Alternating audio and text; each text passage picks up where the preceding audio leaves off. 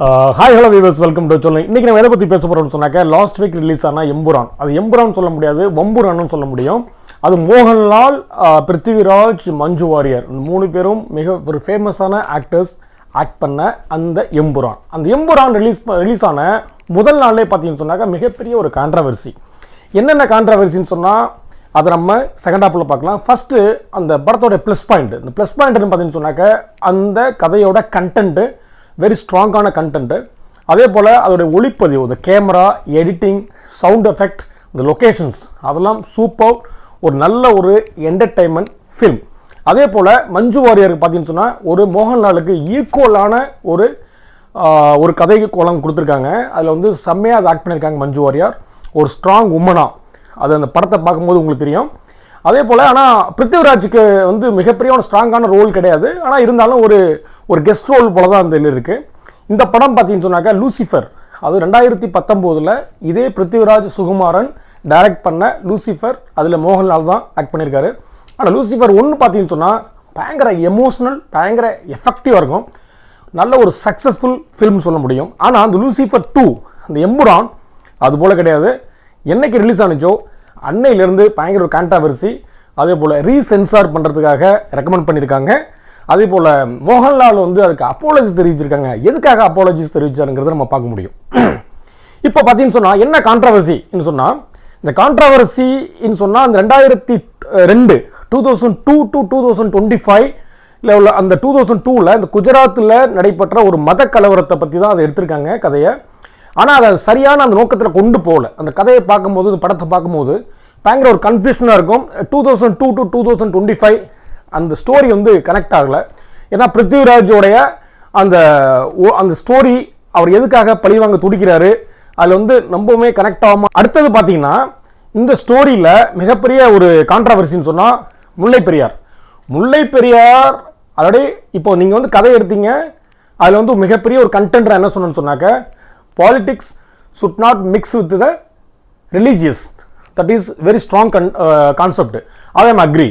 ஆனால் முல்லை பெரியார் அந்த டேம் வந்து எந்த வகையான மக்களுக்கு அச்சுறுத்தல் இல்லைன்னு சொல்லி சுப்ரீம் கோர்ட்லேயே அவரோட தீர்ப்பு வந்ததுக்கு அப்புறமே நீங்கள் அந்த ஸ்டோரியில் பார்த்தீங்கன்னு சொன்னாக்கா இன்டைரக்டாக அந்த வில்லன் பேசுகிற மாதிரிக்க அந்த முல்லை பெரியாரில் வந்து வெடிச்சிச்சுனாக்க, அதோ கதவை திறந்து விட்டோம்னாக்க வெள்ளம் வந்துருச்சுன்னு சொன்னாக்க கேரளாவே அழிஞ்சிரும்ங்கிற மாதிரிக்க இதை கொண்டு வரது வந்து ஐ கேனாட் அக்செப்ட். தமிழ்நாடு மக்கள் யாருமே ஏற்றுக்க மாட்டாங்க, இன்னும் கேரளா மக்களுமே ஏற்றுக்க மாட்டாங்க. இது ஆக்சுவலி 2 மாநிலத்துக்கு இடையில ஒரு பிரச்சனையை கிளப்புற பெரிய விஷயமா இருக்கு.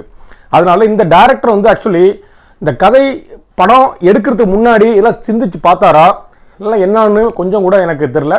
அது மோகன்லால் வந்து ஆக்சுவலி இந்த கதையை கேட்கும் போது அக்செப்ட் பண்ணியிருக்க கூடாது, அதான் உண்மை. Kerala, Tamil Nadu, we are all brothers and sisters. நல்ல ஒரு கனெக்ஷன் இருக்கு நமக்குள்ள. அதில் கல்ஃபில் பார்த்தீங்கன்னு சொன்னால் நம்ம எல்லாருமே ஒன்றா தான் வேலை பார்க்குறோம்.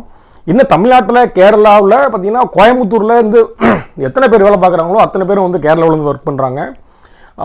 சென்னை இது போல் இடத்துல பார்த்தீங்கன்னு சொன்னால் மலையாளிஸோடைய எண்ணிக்கை அதிகமாக இருக்குது.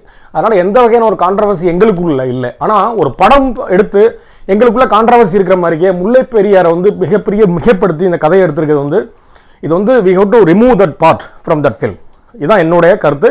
என்னோட கருத்து மட்டும் கிடையாது, தமிழ்நாட்டு மக்களுடைய அத்தனை பேருடைய கருத்து. அது வைகோ அவர்கள், அதே போல் சீமான், நிறைய பேர் தலைவர்கள்லாம் வந்து இதற்கு எதிர்ப்பு தெரிவிச்சிருக்காங்க. கண்டிப்பாக அந்த படத்தை நீங்கள் எல்லாரும் பார்க்கணும், பார்த்து தெரிஞ்சுக்கணும். இந்த டைரக்டர் நெக்ஸ்ட் டைம் இது போல் மிஸ்டேக் பண்ணக்கூடாதுங்கிறது தான் என்னுடைய அறிவுறுத்தல்.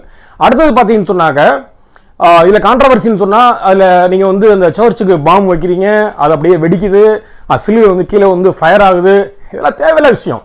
நான் என்ன சொல்ல வரேன்னா, நீங்கள் வந்து ஒரு உண்மை கதையை, அதாவது பாலிடிக்ஸில் வந்து ரிலீஜியஸ் மிக்ஸ் பண்ணக்கூடாதுன்னு சொல்லி ஒரு கதையை எடுத்துட்டு 3 மதத்தையும், அதாவது ஹிந்து, முஸ்லீம், கிறிஸ்டின்ஸ், 3 மதத்தையும் வந்து புண்படுத்துகிற மாதிரி இருக்குது. நான் என்ன சொல்ல வரேன்னா, காமனாக ஒரு ஃபில்ம் எடுக்கலாம்.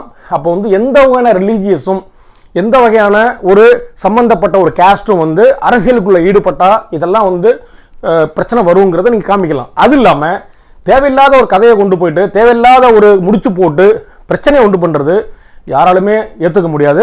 இதில் மஞ்சு வாரியாரோட ரோல் சூப்பர். அவங்க அப்பாவுடைய பார்ட்டியை கேரி ஃபார்வர்ட் பண்ணுறாங்க. ஏன்னா நல்லா ஒரு பார்ட்டி கிரியேட் பண்ணி அந்த சிட்டிங் சீஃப் மினிஸ்டராக இருக்கிற அவங்க பிரதருக்கு ஹெல்ப் பண்ணாமல், ஏன்னா அவங்களுடைய சிட்டிங் சீஃப் மினிஸ்டராக இருக்கிற அவங்களுடைய பிரதர் வந்து ஒரு ரிலீஜியஸ் பார்ட்டி கூட ஜாயின் பண்ணி நியூ ஒரு பார்ட்டி ஆரம்பிக்கிறப்போ நம்மளோட அப்பாவுடைய பேரை கவுண்ட் பண்ணணும், மக்களுக்கு நல்லது பண்ணணுங்கிறதுக்காக அவங்களுக்கு வந்து அந்த பார்ட்டியிலே வந்து போறது வந்து மிகப்பெரிய ஒரு பாராட்டக்கூடிய விஷயம். அப்பதான் வந்து மோகன்லால் வந்து அவருக்கு தெரிய வருது, 5 வருஷம் கேரளா விட்டு வெளில போய் இருக்கிறவருக்கு வந்து கேரளா மக்களுக்கு வந்து ஒரு கெடுதல் நடக்க போகுது, அதை நம்ம தடுத்து நிறுத்தணும்னு சொல்லிட்டு அவர் வந்து சில பிரச்சனைகள்லாம் அவர் கிரியேட் பண்ணி பின்ன அந்த வில்லனுக்கெல்லாம் ஒழிச்சு கதையை அந்த முடிவுக்கு கொண்டு போறாரு. இந்த படத்தை நீங்க பார்க்கும்போது ஒரு என்டர்டைன்மெண்ட் பிலிமா பார்க்கலாம், ஆனா அதில் உள்ள கண்டென்ட் வந்து வெரி கேர்ஃபுல்லா வெரி சென்சிட்டிவா உள்ள ஒரு கண்டென்ட். ஸோ இந்த டைரக்டர் நெக்ஸ்ட் வந்து இந்த மாதிரி படம் எடுக்கும் போது சென்சிட்டிவான கண்டென்ட்டை வந்து ரிமூவ் பண்ணணும்.